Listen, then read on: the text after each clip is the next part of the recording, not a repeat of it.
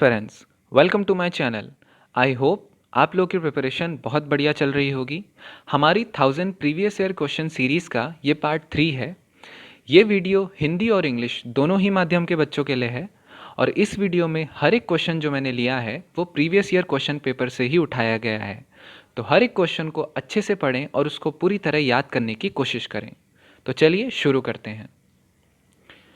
The smell that we get when LPG cylinder leaks is due to the presence of A. Nitrogen peroxide, B. Carbon monoxide, C. Sulfur compound या D. Carbon dioxide. जब LPG gas cylinder leak होता है तो उसमें किस तरह की smell आती है और वो स्मेल आती है तो वो किस कंपाउंड की वजह से होती है। So the right answer is sulphur compound. जब LPG गैस सिलेंडर लीक होता है तो वो कुछ इस तरह का सोपी टेक्सचर देता है। क्यों देता है? क्योंकि LPG में 3 तरह की गैस होती हैं, इथेन, प्रोपेन और ब्यूटेन। इन तीनों गैसों को प्रेशर की वजह से लिक्विड में कन्वर्ट करा जाता है और बाद में इसको एज अ फ्यूल यूज़ करा जाता है। Next question. Blotting paper absorb ink due to A. coarse nature of paper, B. osmosis, C. capillary action या D. siphoning. So the right answer is capillary action. Blotting paper एक तरह का normal paper होता है कि अगर आप paper में कुछ इंक से लिख दें तो उसको पोंछने के लिए हम ब्लॉटिंग पेपर का इस्तेमाल करते हैं। तो ये एक तरह का सॉफ्ट पेपर होता है जो कैपिलरी एक्शन के थ्रू पेज में लिखा हुआ मिटा देता है। Next question. Recipient of C.K. Naidu Lifetime Achievement Award for 2014 to 15 in cricket was A. Sayyid Kirmani, B. E.A.S. Parsana, C. G.R. Vishwanath या D. Bishan Singh Bedi. So the right answer is Sayyid Kirmani.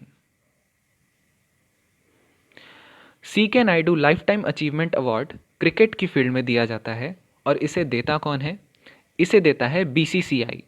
BCCI का headquarter Mumbai में पड़ता है। Next question. Least distance of distinct vision for normal I is.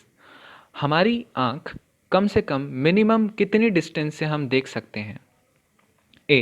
15 centimetre, B. 20 centimetre, C. 25 centimetre या D. 30 centimetre. तो question हमसे ये कह रहा है कि हम क्लियरली कम से कम कितनी दूरी तक देख सकते हैं, वो मिनिमम डिस्टेंस जिसमें हम क्लियरली देख सकते हैं। सो the right answer is 25 centimetre. अब यहाँ एक क्वेश्चन और अराइज होता है कि हमारी आँख में इमेज बनती कहाँ पे है? ह्यूमन आई में इमेज रेटिना में बनती है। जैसे कि आप डायग्राम में देख सकते हैं, ऑप्टिक नर्व के जस्ट ऊपर रेटिना होता है जहाँ पे हमारी आँख में लाइट एंटर होती है और लेंस के थ्रू एंटर होती है और रेटिना में उसकी इमेज बनती है। Next question. IP address refers to A. a numerical network label, B. a dynamic link between two computers, C. a group of networks या D. digital know your client. So the right answer is a numerical network label.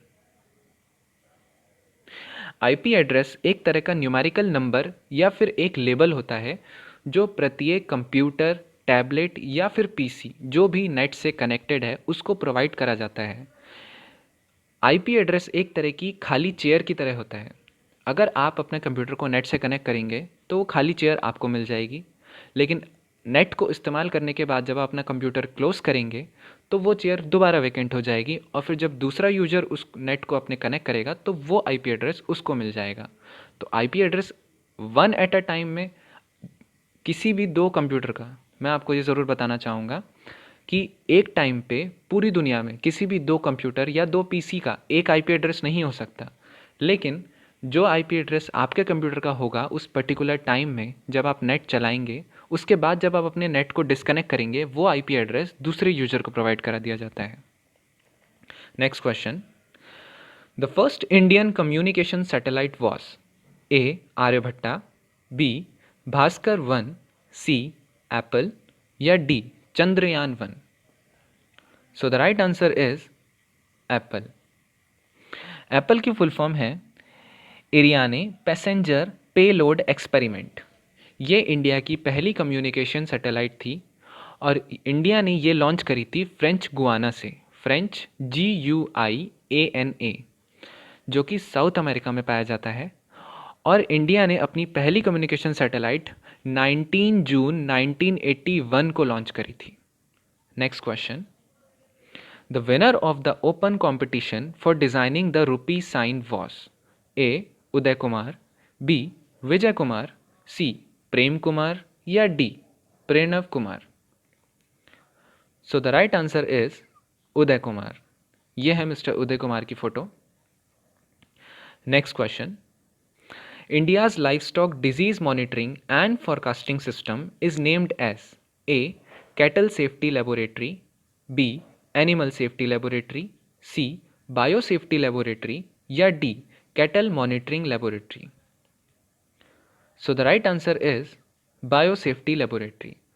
Biosafety Labs एक तरह की isolated और पूरी तरह से sealed labs होती हैं।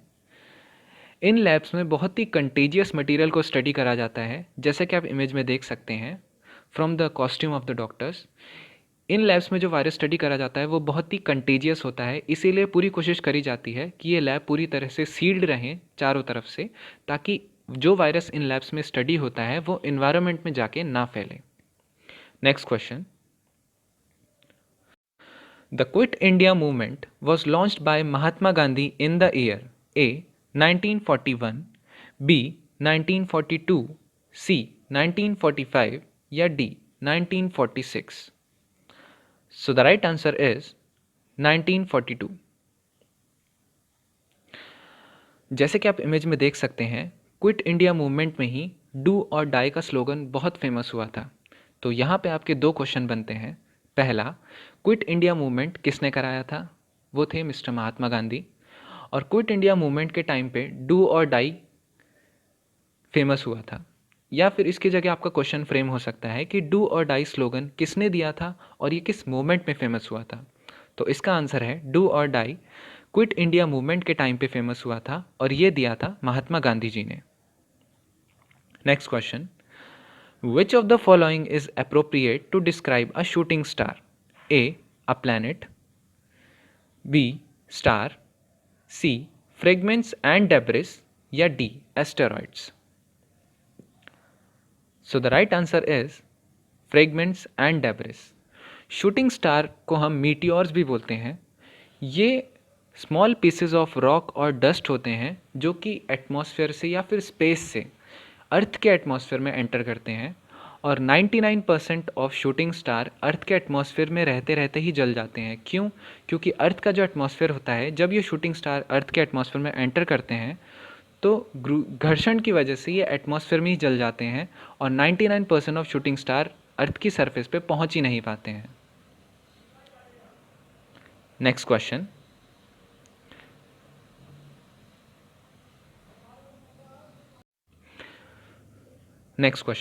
The OTC medicine crocin is an A. analgesic, B. antipyretic, C. analgesic and antipyretic या D. antiseptic। सबसे पहले हम ये जानते हैं कि OTC होता क्या है। OTC की फुल फॉर्म होती है over the counter drug. Over the counter drug का मतलब है कि एक ऐसा ड्रग जो बिना किसी प्रोफेशनल के प्रिस्क्रिप्शन के सीधे कंज्यूमर को दे दिया गया, उसको हम कहते हैं OTC ड्रग। तो OTC ड्रग जो कि क्रोसिन को कहा जाता है वो क्या है? So the right answer is analgesic and antipyretic. Next question, pressure is measured in terms of A mass and density, B work done, C force and area, D force and distance. So the right answer is force and area. जैसा कि आपको पता है कि pressure equals to force upon area होता है। तो जैसे कि आप डायग्राम में देख सकते हैं, फर्स्ट इमेज में बीकर के नीचे जो वुडन ब्लॉक है उसका एरिया ज़्यादा है as compare to the second image. तो यहाँ पे जो प्रेशर पड़ेगा वो लो पड़ेगा, क्योंकि यहाँ एरिया ज़्यादा है तो प्रेशर कम पड़ेगा। क्यों? क्योंकि प्रेशर और एरिया का इन्वर्स रिलेशन होता है। प्रेशर और एरिया का इन्वर्स रिलेशन होता है। वहीं दूसरी इमेज में अगर आप देखें तो वुडन ब्लॉक का एरिया कम है, तो उस वजह से प्रेशर ज़्यादा पड़ेगा। तो फॉर्मूला इसका क्या हुआ? Pressure equals to force upon area. Next question, which instrument is use to view the sun? A stroboscope, B telescope, C helioscope या डी सन मीटर। ये क्वेश्चन बहुत ही इंपॉर्टेंट है, तो इस क्वेश्चन को अच्छे से याद ज़रूर करें। So the right answer is हेलियोस्कोप।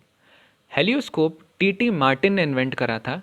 T Martin, MARTIN, जो कि मिसिसिपी कंट्री के थे, और मिसिसिपी कंट्री नॉर्थ अमेरिका में पाई जाती है।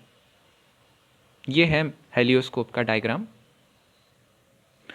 Next question, the members of Rajya Sabha are elected by A members of legislative assembly of states, B member of Lok Sabha, C people या D member of legislative council.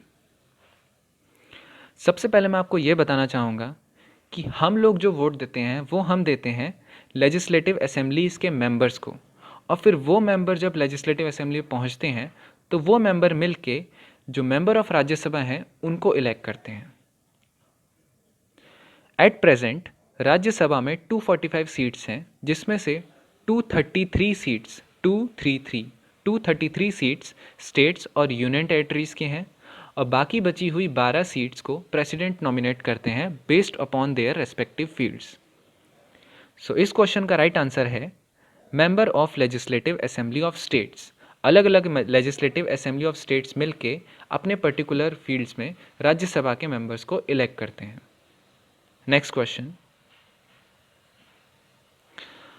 oncology is associated with the treatment of A osteoporosis, B diabetes, C cancer या D renal failure। So the right answer is cancer। Oncology एक तरह की surgery होती है जिसमें हम हमारी बॉडी में डेवलप्ड जितने भी ट्यूमर्स होते हैं उन ट्यूमर्स को हटाने के लिए जो सर्जरी होती है उसको हम कहते हैं ऑन्कोलॉजी। ऑन्कोलॉजी एक प्रोसेस होती है जिसमें ट्यूमर्स को कट ऑफ करा जाता है बॉडी से, और जो इसकी स्पेशलाइजेशन करते हैं उनको बोलते हैं ऑन्कोलॉजिस्ट। सो ऑन्कोलॉजी किसके ट्रीटमेंट के लिए यूज़ होता है? कैंसर के।